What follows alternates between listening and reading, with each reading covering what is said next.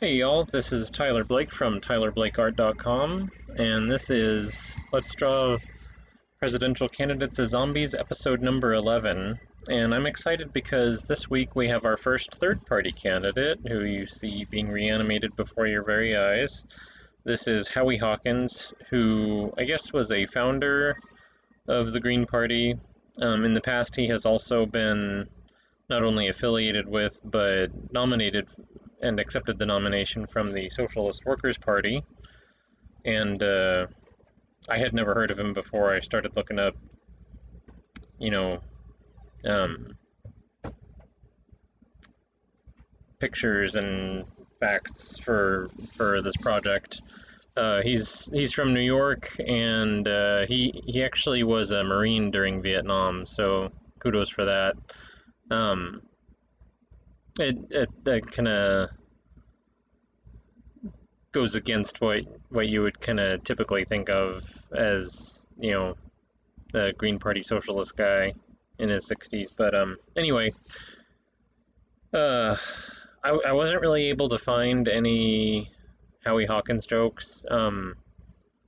Yeah, I mean, like, most, like, when you look for Howie Hawkins jokes or Howie Hawkins memes, it's mostly just like there's like two or three Green Party ads that pop up over and over again. So I'm afraid I don't have any humorous anecdotes or anything like that. Um, so I'm just, kind of going through. So, and in the reference photo that you'll see towards the end here, he must have been looking into the sunlight because he's got his face all scrunched up and both eyes squinting. And when I started doing the original sketch, having somebody that's squinting so much that both of their eyes look closed, it just didn't quite look right. So I decided to have, like, on a lot of these I have like one eye being messed with, and I figured, if I remove enough of the eyelid to where that one eye looks scrunched closed and one eye looks wide open, that'll work out well. So it was occurring to me while I was working on this that he kind of looks like Richard Attenborough, who of course played John Hammond in the Jurassic Park movies, or maybe Santa Claus. Because I might have gotten him a little bit heavier than he is in real life, and that's part of, if you've been following these at all, you might have heard me say in the past that the trick with doing zombie portraits is, messing with the face enough to have, like, all the gory exposed, muscle, skeletal tissue and all that, but then not messing with the face enough to where the person is still recognizable. And in the reference photo, he's got definition on his cheeks, and I kind of have decomposition showing in both of those areas, and so it kind of changed the overall look for, I'm still reasonably happy with the portrait. I may still add in some reflections on his eyeglasses. I haven't decided yet. Maybe I'll do that digitally and see how it looks, and then if I like it, I'll do it with gouache. So let's see. But yeah, this is coming together. Whenever I get to the stage where I'm adding in the kind of yellow little, pustules or whatever they are, that's kind of the stage in a portrait where I kind of go, oh yeah, I see I see the end game, the light at the end of the tunnel on a zombie portrait anyway. Or, I've been doing portraits for a long time, and if I'm doing a portrait of somebody's kid for Christmas, I generally don't give them spurting pustules. So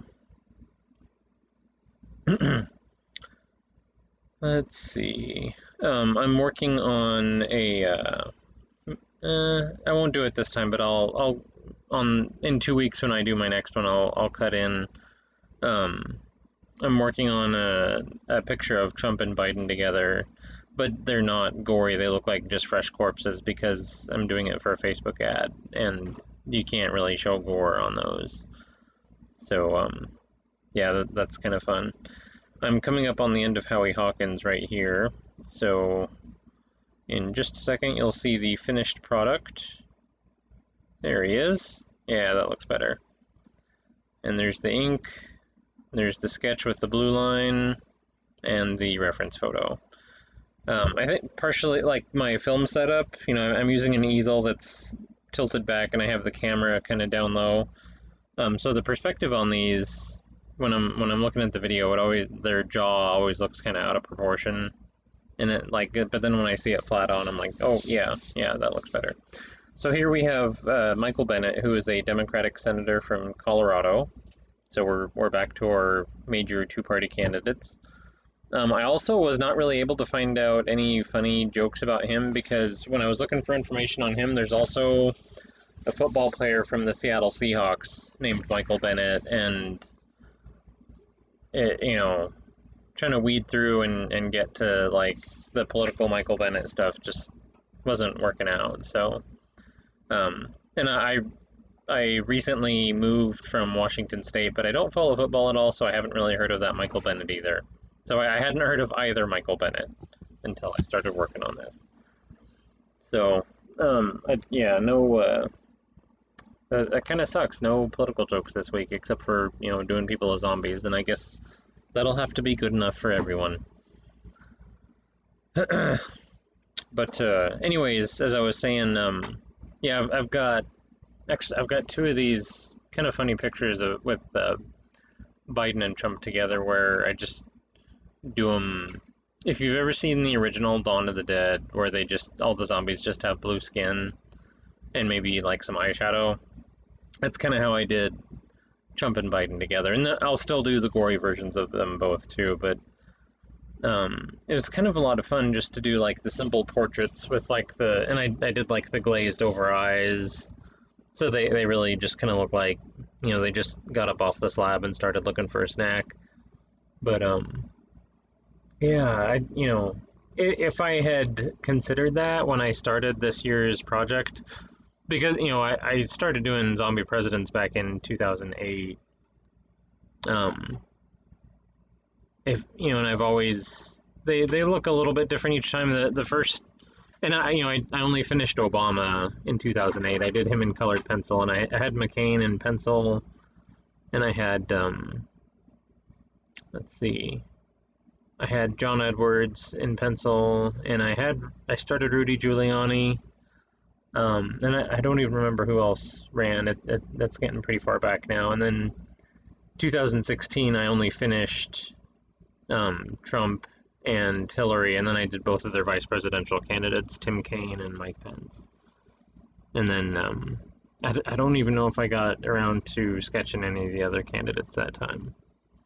And those I did in Copic markers, because by then I had switched over to that, and now I'm doing the watercolors. So, I might every 4 years I might change it up a little bit. So next time I might do like the more simple, not gory zombies, because there's something, for those of you who end up seeing those images, you'll just have to kind of judge for yourself. But there might be something to that.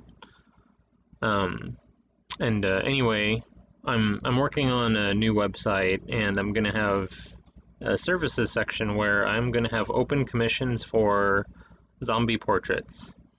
So if you know anybody, like, well, maybe you want a zombie portrait of yourself, because a lot of people do enjoy those. Or, there's always things like bosses or spouses or in-laws. Makes a great Valentine's Day or anniversary gift. But yeah, I'm going to be offering zombie portraits as an open commission basis. So if you know anybody who might be interested in that, please send them my way. And I've only got about 2 minutes left here, so this on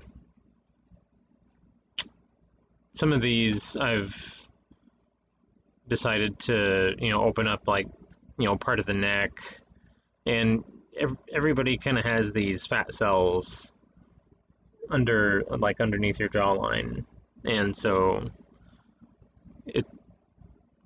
I'm always up against the challenge of how do I differentiate these guys and gals, so they don't all look like I just applied like the same zombie effect to everybody. So,